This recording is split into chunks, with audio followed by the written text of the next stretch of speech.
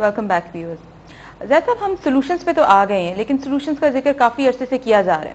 Essentially we are a fragmented society, کسی بات پہ ہم متفق ہو نہیں پاتے, ہمارے مختلف اسکولز آف تھاٹس ہیں, مختلف فقہ ہیں ہمارے, اور ہم سولوشنس پہ آنے سے پہلے ہی مختلف ایشوز میں الجھ جاتے ہیں. تو کیا ایکچولی یہ آپ کے خیال میں ہو سکتا ہے, یہ سولوشنز ہم پا سکتے ہیں, حاصل کر سکتے ہیں؟ دیکھیے, یہ بات بھی ہم آپ کو بالکل واضح کر دیں کہ ان ایشوز کے اوپر قوم کو الجھایا اس لیے جاتا ہے تاکہ جو مین فنڈامنٹل پلرز ہیں ان پر بات نہ کی جائے. آج تک جب بھی کسی مسلمانوں کے گروہ نے آپس میں آرگومنٹس یا ڈس ایگریمنٹس یا اختلاف یا بات چیت بھی کی ہے ان ایشوز کے اوپر, تو آپ نوٹ کریں گے کہ ان 8 یا 9 فنڈامنٹل پلرز پر بات کبھی نہیں کی گئی. بات ہمیشہ اس بات پہ کی گئی ہے کہ یہ مشارکت یا مداربت ہے, یہ چیز شریعہ کمپلائنٹ ہے, یہ شریعہ کمپلائنٹ نہیں ہے, یہ سود ہوتا ہے یا یہ سود نہیں ہوتا. بالکل ایک سب سیٹ چھوٹے سے انسٹرومنٹس ہم نیرو ڈاؤن کر دیتے ہیں بس چھوٹے چھوٹے انسٹرومنٹس پہ. مجھے صرف یہ بتائیے کون سا مسلمان اسکول آف تھاٹ ایسا ہوگا کہ جو ربا کے نظام کو جائز قرار دے گا؟ کون سا مسلمان اسکول آف تھاٹ ایسا ہے جو پیپر کرنسی کو جائز قرار دے اور حلال قرار دے اور کہے کہ ہاں یہی؟ کون سا نظام ہے جو زائنسٹ اور فری میسنس اکنامک سسٹم کو جائز قرار دے؟ کون سا مسلمانوں کا ایسا اسکول آف تھاٹ ہوگا جو یہ کہے کہ ایکسپلائٹیشن, اکنامک ایکسپلائٹیشن اور ڈسٹریبیوشن آف ویلتھ, اس اکنامک ایکسپلائٹیشن ہونی چاہیے اور ڈسٹریبیوشن آف ویلتھ کو روکا جائے؟ کون سا مسلمان اسکول آف تھاٹ ایسا ہے جو یہ کہے کہ مسلمانوں کا جو نظام عدل ہے, جو حضور صلی اللہ علیہ وسلم نے قرآن میں اور سنت میں اور مسلمانوں نے صدیوں سے جو آباد کیا ہوا, اس کو امپلیمنٹ نہیں کرنا چاہیے؟ دیکھیے, اسٹریٹجک پلین پر یہ نہیں بات کرنے دیتے, ہمیشہ ٹیکٹیکل اور آپریشنل میٹرز میں پھنسا دیتے ہیں.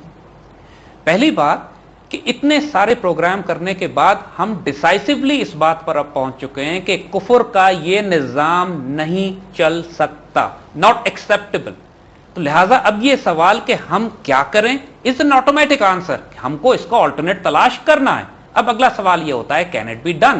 اگین یہ بات پھر ایک پروپیگنڈا کریٹ کیا جاتا ہے یہاں پہ مختلف قسم کے ایشوز میں کہ نہیں زمانہ بہت آگے چلا گیا ہے, اب دوبارہ ریئل ویلتھ نہیں آ سکتی ہے, اب دوبارہ آپ ایسے انسٹرومنٹس نہیں لا سکتے ہیں جو بیکڈ ہوں بائی ریئل ویلتھ, آپ ایسے ادارے نہیں بنا سکتے جو دولت کی مساوی تقسیم کریں معاشرے میں, ایسا معاشرہ اب نہیں قائم کیا جا سکتا جس کے اندر لوگ زکوٰۃ لے کر پھریں اور کوئی زکوٰۃ لینے والا نہ ہو, اب ایسا معاشرہ نہیں بنایا جا سکتا. اتنی بڑی بڑی اکانومیز ہیں, اتنے بڑے بڑے اکنامک سسٹمز بنے ہوئے ہیں, اتنی بڑی بڑی گلوبل امپائرز ہیں, کس طرح ممکن ہے کہ انسان اسی اکنامک ماڈل پہ چلا جائے جس پہ ہزاروں سال سے انسان چلتا چلا آ رہا تھا؟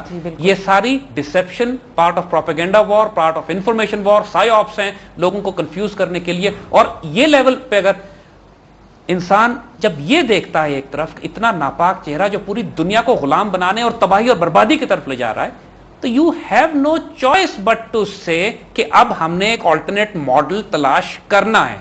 دیکھیے, ہم کو قرآن پاک میں ایک بڑی خوبصورت مثال ملتی ہے یہودیوں کی اور اللہ تعالیٰ کے حوالے سے, کہ جب موسیٰ علیہ السلام کے ذریعے اللہ تعالیٰ نے یہودیوں سے کہا کہ گائے قربان کرو, تو گائے قربان کرنے کے بجائے وہ بحث میں پڑ گئے, کس رنگ کی ہو, کیسی ہو, چھوٹی ہو, بڑی ہو, کیا سائز ہو, کیا کھاتی ہو, کیا پیتی ہو. انہوں نے اپنے آپ کو عذاب میں مبتلا کر لیا اور اللہ تعالیٰ جلال میں آ گئے اس کی وجہ سے. دیکھیے, جب ایک چیز طے ہے کہ یہ حرام اور سود کا نظام ہے جس نے پوری دنیا کو تباہ برباد کر دیا, ناؤ دا کوسچنز کی ناٹ بی آسکڈ کہ یا ہم اسی کو چلائیں گے یا اس کا ریپلیسمنٹ لیں گے, اس کو ریفارم کریں گے یا کوئی آلٹرنیٹ سسٹم لے کر آئیں گے. ریفارم یہ ہو نہیں سکتا, سسٹم ہم ایکسپٹ کر نہیں سکتے, تو what choice do we have? ہمیں آلٹرنیٹ لینا ہی پڑے گا. یہودیوں کی طرح ہم نہیں ہونا چاہتے. اور جہاں تک اس بات کا سوال ہے کہ can it be done, yes it can be done, لیکن اس کی شروعات کدھر سے ہو جاتی ہے؟ ایگزیکٹلی, وہ ہم آئیں گے اس کے اوپر, ہم عرض کر رہے ہیں نا آپ کو. اب ہم تھوڑی سی پہلے فلسافیکل ڈائمینشنز کی بات اس لیے کرنا چاہ رہے ہیں. دیکھیے, یہ سمپل ڈوز اینڈ ڈونٹس کا سولوشن نہیں ہے. اکنامک سسٹم معاشرے سے الگ کر کے نہیں بنایا جا سکتا.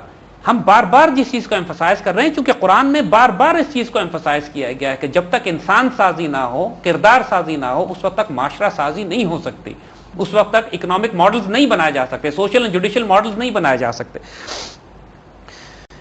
قرآن پاک میں جو لوگ آج کل اعتراض کرتے ہیں کہ یہ کس طریقے سے یہ نظام چلے گا, کیسے چلے گا, تو بڑی اللہ تعالیٰ نے خوبصورت طور پہ بشارتیں دی ہیں, خوشخبری دی ہے. ایک بڑی ونڈرفل آیت ان قرآن وچ سیز من یتق اللہ یجعل لہ مخرجا ویرزقہ من حیث لا یحتسب, کہ جو اللہ سے تقوی اختیار کرتا ہے, جو اللہ کے راستے پہ چلنا چاہتا ہے, جو اللہ سے کہتا ہے کہ یا اللہ میں فیڈ اپ ہوں اس ماڈرن اکنامک سسٹم سے اور میں یہ چاہتا ہوں کہ میں ایک دوسرا آلٹرنیٹ اسلامک اکنامک ماڈل تیار کروں اور قائم کروں, اس میں بڑی پرابلمز ہوں گی, دقتیں ہوں گی, تو میں کیا کروں؟ تو اللہ کہتا ہے یجعل لہ مخرجن، اللہ اس کے لیے راستے نکالنا شروع کرے گا. ایک دفعہ اٹیمپٹ تو کریں نا، کیونکہ most of the impossible are thing which are never even tried. انہوں نے اٹیمپٹ کیا نہیں ہے، پہلے سے کہہ دیتے ہیں امپاسبل ہے، ہو ہی نہیں سکتا یہ سب کچھ.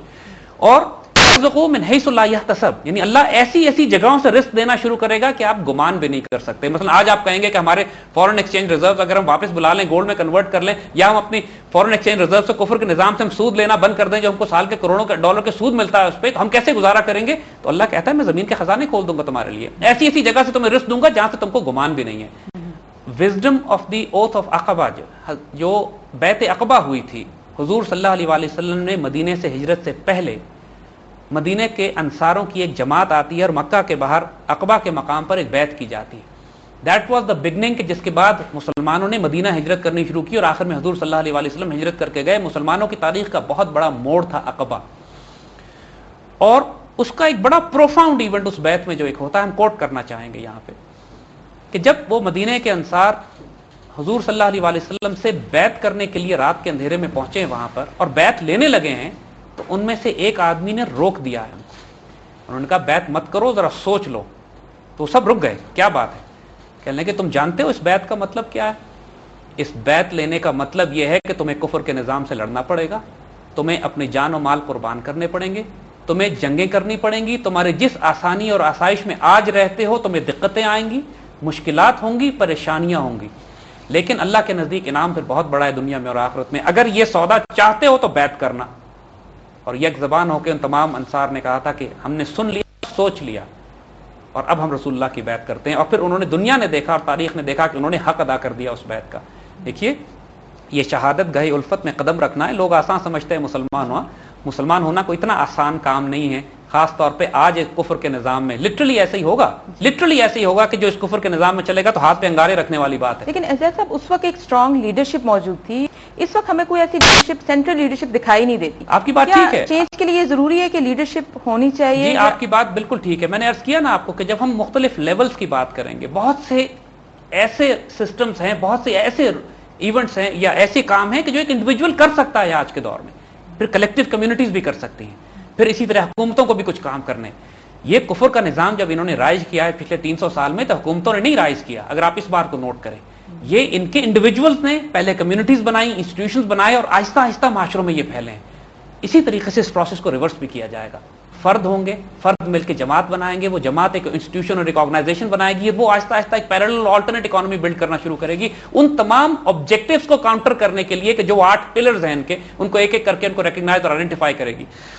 دیکھیے کفر کے نظام کے فنڈامنٹل پیرامیٹرز تو ہیں. دیکھیے ہم آپ کو جب بھی آپ ان کے خلاف کھڑے ہوں گے، چاہے انڈیویجول کھڑا ہو کوئی کام کرنا شروع کرے یا کلیکٹیو ہو، یہ 3 چیزوں سے حملہ کرتے ہیں. پہلے ہی آپ کے رزق پہ حملہ کریں گے، یعنی آپ پہ اکنامک سینکشنز لگائیں گے، آپ کے لیے مشکلات پیدا کریں گے، آپ کو نوکری سے نکالیں گے. عراق پر پورے ملک پہ سینکشنز لگا دی. کلیکٹیو سینکشنز ہو، انڈیویجول سینکشنز ہو، دقتیں ہو، پریشانیاں ہو، مشکلیں ہوتی ہیں. دوسرا آپ کی عزت پہ حملہ کرتے ہیں، ڈیفیمیشن، آپ کو بدنام کریں گے، آپ کے بارے میں بڑے لوگوں کو شک و شبہات کریٹ کریں گے، لوگوں کے دلوں میں آپ پہ الزام لگایا جائے گا ڈکٹیٹر ہیں، یہ پرابلم ہے، وہ ایشوز ہیں. پھر جب ان دونوں چیزوں سے کام نہیں بنے گا تو پھر آپ پر حملہ کریں گے. کفر کا نظام ہے، فرعون کی ذہنیت ہے، تھریٹس ہیں، اس میں کوئی شبہ نہیں ہے. کوئی یہ نہ سمجھے کہ جب آپ اس کفر کے نظام کو چیلنج کرنے جائیں گے تو انڈیویجول لیول پہ بھی، کلیکٹیو لیول پہ بھی، نیشنل لیول پہ بھی آپ کو تھریٹس نہیں آئیں گے. اگر اس نظام کو چیلنج کرنا ہے تو پھر one has to be prepared, کیونکہ وہ ٹیپو سلطان والی بات ہم کہیں گے کہ شیر کی 1 دن کی زندگی گدڑ کی 100 سال کی زندگی سے بہتر ہے. ڈگنیٹی اور آنر کے ساتھ رہنا ہے، کیونکہ ماریں گے تو یہ پھر بھی پوری دنیا کو بھوکا اور پیاسا مار دیں گے. اور اگر انسان نے، ہم کانفرنٹیشن کی طرف نہیں لے جا رہے، لیکن ہم سولوشنز دیں گے جو آہستہ آہستہ بلڈ کریں گے پراپر ریزولوشن کی طرف. جی سو ٹو بگن ود زید صاحب، we need a dose of good faith, that's what you are seeing. اور اس کے ساتھ ہم جائیں گے بریک پہ، بریک کے بعد جاری رکھیں گے.